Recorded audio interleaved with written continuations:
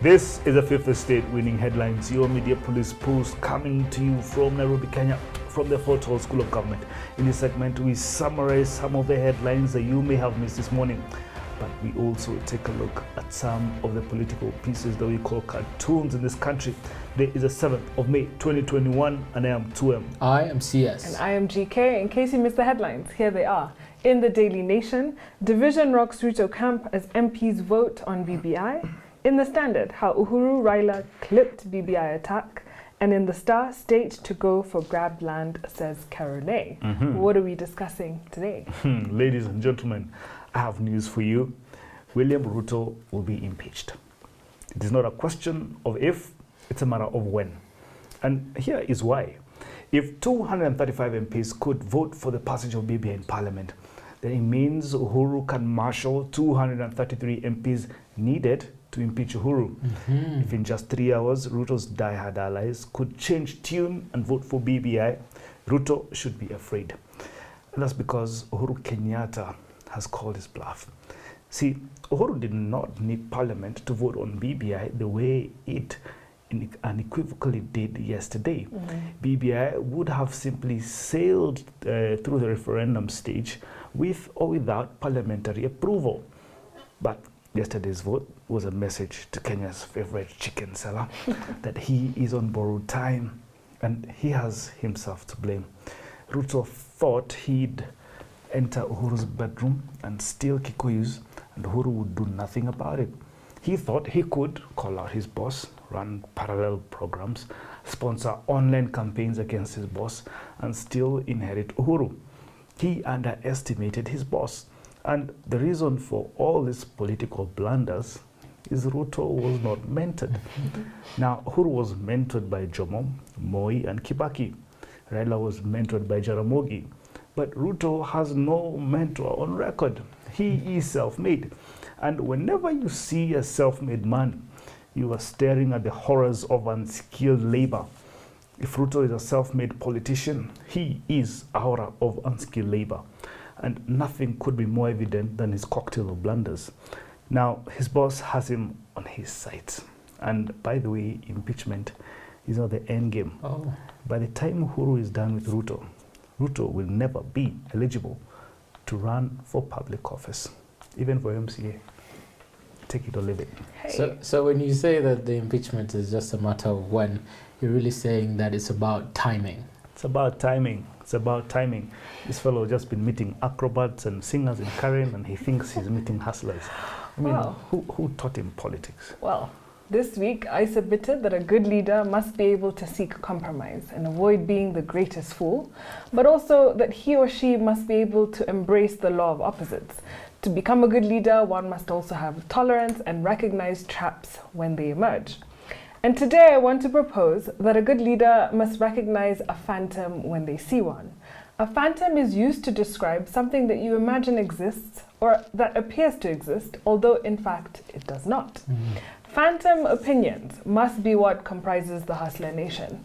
And the proof of that was demonstrated in Parliament yesterday.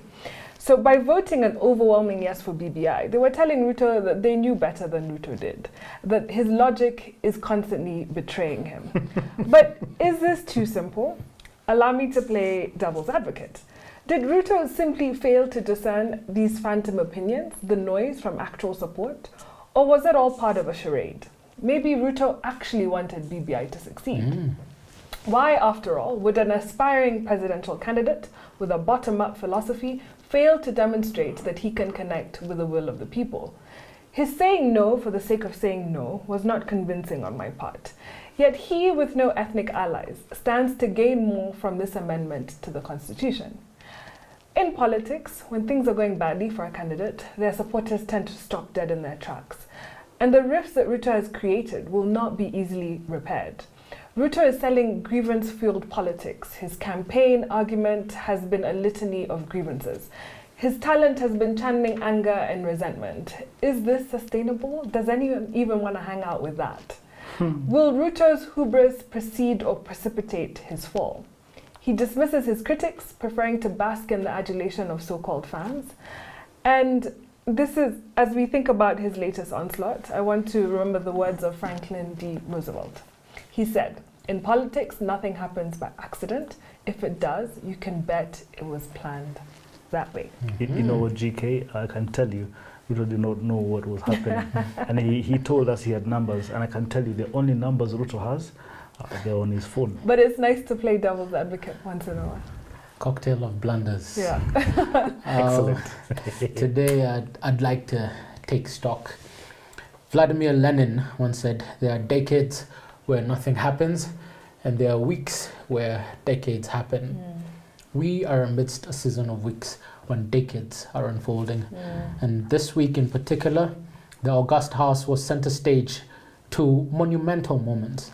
First, BBI bill sailed through the second and third reading in the National Assembly. Yeah. During the second reading, out of a total of 320 members present, 235 MPs voted in support of it, 2 abstained and 83 voted against it. During the third reading, which followed thereafter, out of a total of 289 MPs who were present, 224 voted in support, 2 again abstained, and that 63 voted against it. Both votes, percentage-wise, averaged at 75.5% in support. Undoubtedly, following from the landslide we witnessed in the counties, the voting in the National Assembly is also a resounding endorsement. And I'd like to believe it is also a herald on the outcome of the referendum in the horizon. The second monumental moment this week was when the Speaker of the National Assembly made a crucial ruling on the floor of the House on whether Parliament can make changes to a bill to amend the Constitution by popular initiative. Speaker Muturi ruled that a bill to amend the Constitution by popular initiative may not be amended by the House, as any amendment shall negate the popular will of the people in directly amending the Constitution. Further ruled that alterations to the text of such a bill may only be allowed to correct errors of form or typographical errors before submission for assent, as provided in the standing orders. And I will invoke this provision of the standing orders donated by the House at the appropriate stage. Now, I'm a little anxious about this ruling, as I have maintained that though I fully support and believe in the Constitutional Amendment Bill 2020, it is important that we set the right precedents throughout this process. And we at the Fifth Estate were careful to highlight that the distinction should be made between whether we can amend and whether we should amend. There's a reason why the Constitution makes a distinction between a draft bill to amend the Constitution and a bill to amend the Constitution. Under Article 257, it is a draft bill when the promoters deliver it to IEBC, and it is a draft bill when IEBC delivers it to the 47 county assemblies. But the moment a majority of county assemblies pass it and deliver it to Parliament, it becomes a bill. At Article 257(8), where the drafters why were the drafters careful to make this distinction? And why does Article 256 on parliamentary initiative also refer to a bill and not a draft bill? I believe it is because Parliament also has the power to amend the bill, also, and under Article 257 popular initiative. But let me also be careful to add that in light of this, and when read together with the standing orders, the position should be that Parliament should take a vote on every single amendment that may be proposed to the bill. And that threshold for such an amendment should be the one in Article 256, which is an absolute majority or 2/3. Now, Justin Muturi has made his ruling, and that is binding for now. Even then, I believe since there will be it is more than likely there will be future constitutional amendments after this referendum, Parliament still has an opportunity to enact a law to elaborate on the procedures that should govern amendment initiatives under Article 256 and 257. Wow. You have taken an entire nation us to school. Yeah. No, that's excellent. Yes. Between the draft bill and the bill, and when it ceases being a draft bill to transitioning into a bill, excellent. So that it's all constitutional. Yes. I like that. So, who do we give our winning headline? We had the Daily Nation with Division Rocks Ruto Camp as MPs vote on BBI. That one. You don't want to hear the rest again? No, that's the winning headline. Given to us by Tuam, there's our winning headline. And now, our final thought, it is inspired by a book entitled How to Lose a Battle, Foolish Plans and Great Military Blunders by Bill Fawcett. And today's episode is inspired by the Battle of Agincourt. There you go. Or Agincourt if you're American. But before we get there, may I give a summary? Please. So this week we've been reviewing one book called How to Lose a Battle, as 2M has said. And as the book suggests this week, we're dissecting specific chapters, looking at different military blunders that have happened throughout history. On Tuesday, we looked at chapter 2, The Exodus as a Military Mistake by Brian Thompson. This chapter asks how the Israelites managed to escape the finest military unit of their time. It begins with the death of Joseph and follows until the Israelites cross the Red Sea. The battle carries significance for the Christian nation. The celebrated Reverend Matthew Henry once wrote that there are more types of Christ in the book of Exodus than in any other book in the Old Testament. On Wednesday, we looked at the Six-Day War, which was a brief but bloody conflict fought in June 1967 between Israel and the Arab states of Egypt, Syria, and Jordan. Based on decades of Israeli-Arab conflict, we examined the history of the war to understand the legacy that it left. On Thursday, we looked at the chapter that examines the Siege of Khartoum, which took place from March 13, 1884 to January 26, 1885. In this episode, we examined what blunders took place, what allowed for the Mahdist forces to storm the city of Khartoum, take control over the Egyptian government, and behead the British general known as Charles Gordon. And today, we're looking at the Battle of Agincourt. In 1415, after nearly 25 years of delicate peace between England and France, King Henry V revived what is now known as the 100-Year War. And this was between 1337 and 1453. Henry wanted to reassert English claims to the crown of France and sovereignty over lands within France, as his great-father Edward III had once done. Henry V, the young King of England, led his forces to victory at the Battle of Agincourt in northern France. 2 months before, Henry had crossed the English Channel with 11,000 men and laid siege to Harfleur in Normandy. After 5 weeks, the town surrendered, but Henry lost half his men to disease and casualties. He decided to march his army to the northeast to Calais, where he would meet the English fleet and return to England. But at Agincourt, a vast French army of 20,000 men stood in his path, greatly outnumbering the exhausted English archers, knights, and men-at-arms. So at 11 a.m. on October 25th, the battle commenced, and Henry ordered his archers to rush forward, and the unencumbered English men massacred the French. So almost 6,000 Frenchmen lost their lives during the Battle of Agincourt, while English deaths amounted to just over 400. With odds greater than 3-1, Henry had won one of the greatest victories of military history. After further conquests in France, Henry V was recognized in 1420 as heir to the French throne and the regent of France. But at the height of his powers, he died just 2 years later of camp fever near Paris. The English won the battle, but are said to have lost the war. While Agincourt ranks as one of the most one-sided victories in medieval history, it didn't have any major implications for the outcome of the 100-Year War. The English sailed home after the battle and didn't return to France until 1417, when Henry V launched his successful campaign that ended with a treaty that established him as the successor to the French king Charles VI. So Henry died before he could claim the throne, and over the next several decades, France retook Paris, Normandy, and other key regions.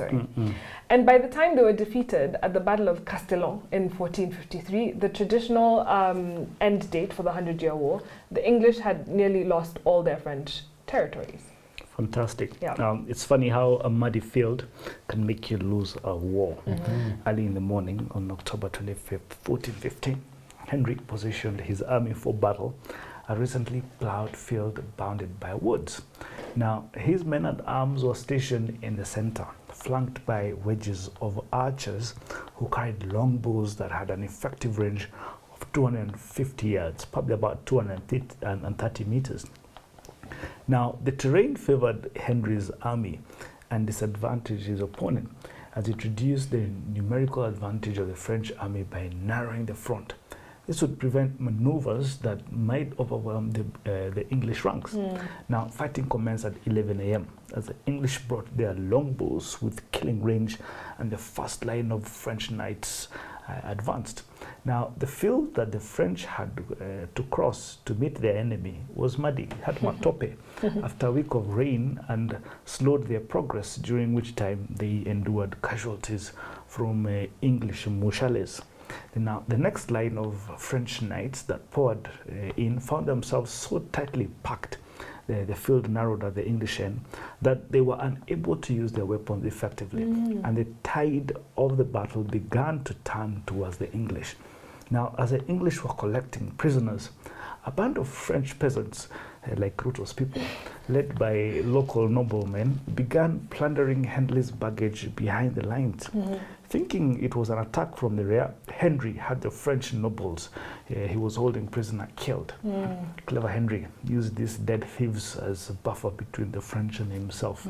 In the end, the battle probably lasted no longer than 3 hours, and was perhaps as short as half an hour, according to some estimates. While the precise number of casualties is unknown, it is estimated English losses amounted to about 400. And as you said, GK, that French losses amounted to about 6,000 people. Such a shame, considering that the French outnumbered the English 5-1. Yeah, true. Now, I'd like to focus on the lessons of this battle. It was such a fantastic victory that it is said that it changed the course of military history, and military historians have studied it ever since. And so I wanted to focus on the lessons of leadership and what we can take away from it. Lesson number 1, leadership and command. As I reflect on the first lesson, I am reminded of something our president said during the Mululu Declaration. Msione simba amenyeshewa mkadhania ni paka. I think often people confuse the president's seeming lack of overt responses to insults and sensationalist politics, and they mistake this for weakness. But there's something Shakespeare wrote about the character of Henry V, contrasting how he was when not in battle compared to how he was when in battle. Because many didn't think Henry V the grandest of warriors. Shakespeare wrote, "In peace, there's nothing so becomes a man as modest stillness and humility. But when the blast of war blows in our ears, then imitate the actions of the tiger." This brings me to the second lesson, strategy. The French rode and marched with bravado and braggadocio without due regard that they didn't imagine that there may have been carefully laid plans awaiting them. Considering how arrogant and assuming the French were, I can bet they were getting military advice from a Devin D type who cooked fish in his spare time. The English appeared weak, but in actual fact, they were the more intelligent side and deployed strategy to devastating effect. But the French never saw it coming. It may be too late for William Ruto, but to the Tanga Tanga MPs, it may not be too late to repent. And the third lesson is this, timing. The day of the battle was called the Feast of Crispian, Saint Crispian. The day itself played a vital role, as Tuam has explained, towards England's victory. 25th October was deep into a French autumn. It wasn't Bahati. The field of Agincourt was wet. As the French men at arms advanced downhill towards the English lines, they did so over a field deep in the mud, ploughed up by French horses. In other words, the French became quite simply stuck, and it was this mud that not only destroyed French order, but enabled the English longbowmen with their arrows to pour volley after volley of arrows into the French. Thereafter, English men at arms moved onto the field alongside archers transformed into infantry to finish off the French. Timing is key. I'd like to finish off with a passage adapted from Shakespeare's Henry V, and it is in the voice of King Henry speaking to his soldiers in the field of battle. "We few, we happy few, we band of brothers, for he today that stands with me shall ever be my brother. Even those who once vile, if they join us now, it shall gentle their condition.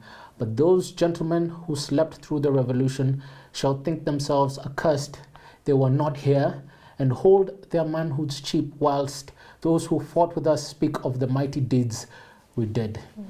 To those MPs who voted against BBI and have been on the Tanga Tanga bandwagon, it is not too late. You can still wake up to join the revolution. Don't get stuck in the mud on the wrong side of history. I love that. Fantastic. Beautiful. We few, we happy few, we band of brothers. Have a lovely weekend on a day where we had a winning headline from the Daily Nation. Find us on YouTube and subscribe, but also find us on TV on GoTV, Thank You to Air.